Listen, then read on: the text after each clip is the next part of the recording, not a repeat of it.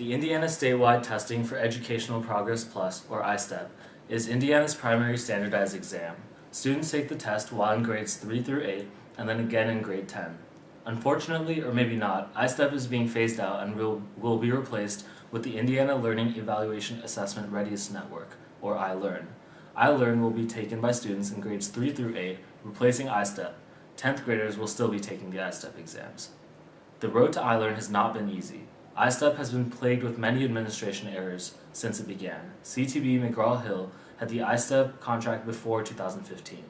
During that time, there were issues with the exam. For example, in 2013, over 27,000 students were unable to take the ISTEP during their planned period because of freezing computers and system failures. Ultimately, the Indiana DOE decided enough was enough and dropped CTV as a vendor. They then chose Pearson to administer the ISTEP from 2015 and on. But even switching vendors could not save the ISTEP. With Pearson as a vendor, Indiana faced the same issues with test administration.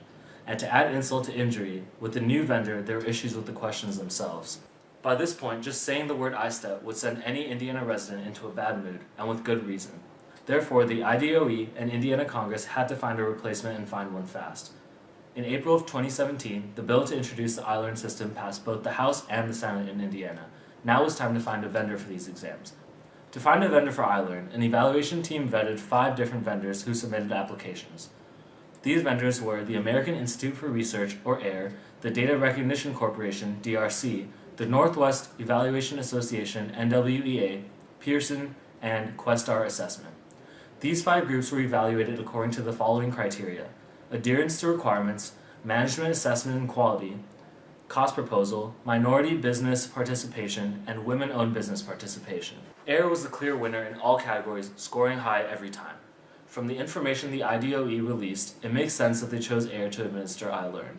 Interestingly enough, the DRC appealed the decision, claiming that AIR doesn't actually deserve the contract. The DRC made multiple claims against AIR in this appeal. For one, they say that questions in AIR's test would draw from Common Core standards. This makes AIR a mismatch, as Indiana has developed its own standards. Additionally, AIR had negative points in both diversity criteria and was the most expensive contract offered, meaning they should have had a lot of points lost during evaluation.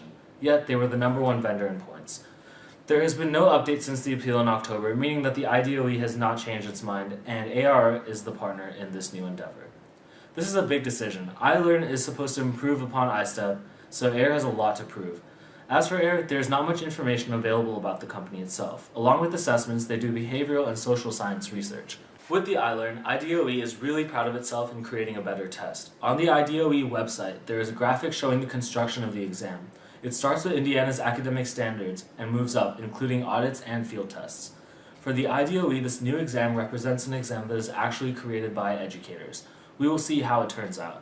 Be sure to watch our other videos on standardized testing, which are linked below. Thank you so much for watching.